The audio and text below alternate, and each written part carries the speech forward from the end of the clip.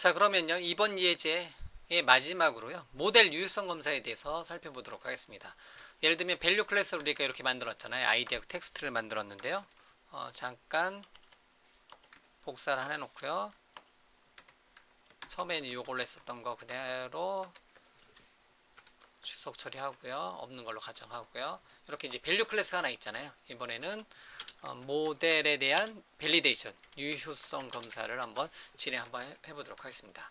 자, 예를 들면 텍스트라는 이름의 값은 반드시 필수 입력이다. 그러면 특성 중에서 required라는 이름의 특성을 사용합니다. 그래서 required는 어디에 들어있어요? 컨트롤 점 찍었을 때 system.componentModel.data_annotations라는 이름의 네임스페이스 안에 있는 required라는 이름의 특성을 우리가 사용해 줄 수가 있습니다. 그래서 뭐 여기다가 뭐 예를 들면 뭐 이제 에러 메시지를 사용해서 예를 들면 에러 메시지는 뭐 예를 들면 텍스트 속성은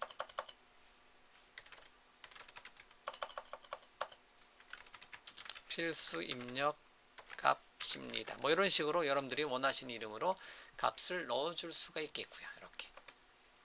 이렇게 에러 메시지라는 이름의 에러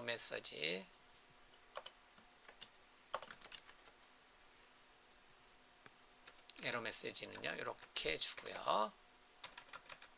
예를 들면 이렇게 줄 수가 있겠죠. 예, 이렇게. 그러면 텍스트는 반드시 입력을 해줘야 되는 거고요. 그러면 이렇게 놓고 만약 텍스트를 제대로 입력하지 않고 이렇게 해놓고 저장하도록 하겠습니다. 그 다음에 스웨거 UI를 다시 한번 요청을 하고요. 새로 고침을 하고요. 텍스트 값은 이제 필수 입력 값인데요. 텍스트 값을 입력을 할 건데요. 얘를 클릭해서 만약에 제대로 돼서 입력을 하게 되면 0의 스트링이 제대로 넘겨져 와요. 리스폰스 바디로.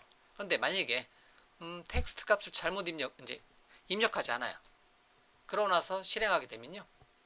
실행이 되는데 리스폰스 바디가 정상적으로 나오고 리스폰스 코드가 201이 나오네요. 그럼 안 되잖아요. 이러면 201이 나오면 안 되고 400 에러가 나오게 해줘야 된다는 거죠. 잘못된 요청이라고 해줘야 된다는 거죠. 그런 경우는 이렇게 놓고요. 이 포스트 메서드에다가 포스트 메서드 1번과 2번 구분해놨던 것을 제가 3번으로 하나 더 넣어놓도록 하겠습니다. 단계별로 모델 발리데이션까지 다시 한번 보여드리기 위해서 주석 처리하고요. 3번. 그래서 이렇게 해서 여기서 이제 MVC에서 모델 발리데이션, 이제 밸리데이션 했던 것처럼 만약에 모델 스테이트, 모델 상태가 is valid가 아니라면, 정상적인 데이터가 아니라면, 즉 이제 유효성 검사를 통과하지 않았다면 어떻게 해라? 리턴 해가지고요. 이제 헬퍼 메서드가 여러 개 이제 헬퍼 메서드가 이렇게 있을 텐데요. bad request라는 이름의 헬퍼 메서드가 있습니다. 그리고요, bad request 헬퍼 메서드에서는 뭐를 넘겨줄 수가 있냐면 모델 스테이트 값을 넘겨줄 수가 있어요. 그래서 현재 개체를 모델 스테이트 값을 넘겨줄 수가 있습니다. 이렇게 요청해주게 되면요, bad request 즉 400 에러 이제 400 에러를 만들어주고요. 여기 보면 여기 보이시는지 모르겠지만 400 에러를 만들어줘요. bad request. 잘못된 요청이다. bad request 400 에러를 만들어줘요. bad request는. 크리에이티드 액션은 201 에러 만들어주는 거고요. 그 다음에 왜 에러가 났는지 400 에러가 났는지 그거를 모델 스테이트에 담아서 전송을 해준다는 거죠. 자, 이렇게 해주게 되면 돼요. 그래서 유효한 값이 아니라면 이제 예를 들면 잘못된 요청이다. 에러를 출력을 시켜준다는 거죠.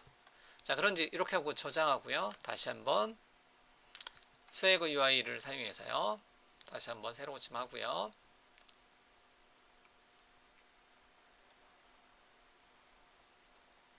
자, 됐습니다. 그러면 다시 한번 정상적인 데이터는 테스트를 먼저 해보고요. 정상적인 데이터는 이렇게 201 코드가 반환되는 거고요. 정상적인 코드다. 그런데 텍스트는 반드시 필수 입력 값인데 제가 텍스트를 제거를 했습니다. 그러고 나서 테스트를 했습니다. 그러면 이번에는 리스폰스 바디가 아까랑 틀린 거죠. 에러가 나는 거죠. 400 에러가 나기 때문에 여러분들이 뭐 jQuery라든가 앵귤러에서 왜 잘못됐는지 그거에 대해서 이렇게 뭐 여러분들이 뭐 텍스트 속성은 필수 입력 값입니다. 제가 에러 메시지 놓는 거 있잖아요. 그런 값을 가져다가 이렇게 사용을 해줄 수가 있습니다. 이렇게요. 그래서 이제 요거에 대해서 좀 더 이제 친절하게, 그리고 에러 메시지가 성공한 게 아니기 때문에 에러 메시지를 떨어뜨려 주면 되는 거고요. 잘못된 요청이다. 300 에러 메시지 출력해주고, 이제 리스폰스 바디가 뭐 잘못된 널 값이 출력되는 게 아니라 잘못된 값이 갈 필요 없으니까 그런 경우는 그냥 에러 메시지에 대해서 상세한 에러 메시지를 이렇게 보여줄 수 있게 해줄 수가 있다는 거죠. 이런 거를 웹 API의 모델 유효성 검사라는 거, 모델 밸리데이션이라는 거죠. 그래서 이제 require라는 특성 등을 사용해서 특정 모델을 설계할 때 텍스트는 반드시 필수 입력 값이다 이렇게 지정해 놓고요. 그 다음에 모델 유효성 검사를 진행하기 위해서 여기도 마찬가지로 주석은 똑같이 해놓을게요.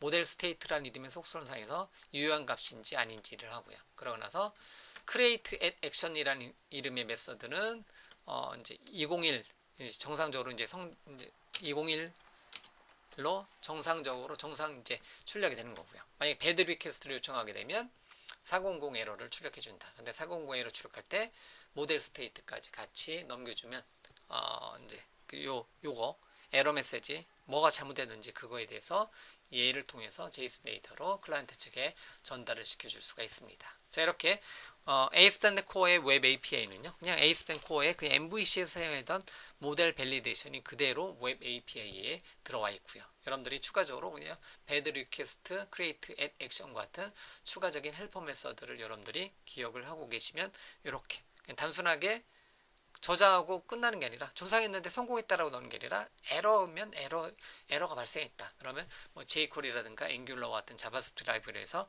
만약에 석세스 했느냐 아니면 에러가 발생했느냐 이렇게 구분해주는 각각의 함수들이 다 있거든요. 그러면 석세스 했을 때는 성공하고 어디로 가고 뭐 인덱스 페이지로 이동한다든가 아니면 뭐 저장하였습니다 이렇게 출력한다든가 실패했으면 실패가 왜 했는지 그럼 실패한 에러 메시지를 얘를 통해서 요 값을 가져다가 클라이언트 쪽에서 뭐뭐가 잘못되었습니다 해서 에러 메시지를 출력시켜 준 코드를 자바스크립트 라이브러리와 같은 곳에서 가져다가 사용을 해 줄 수가 있습니다.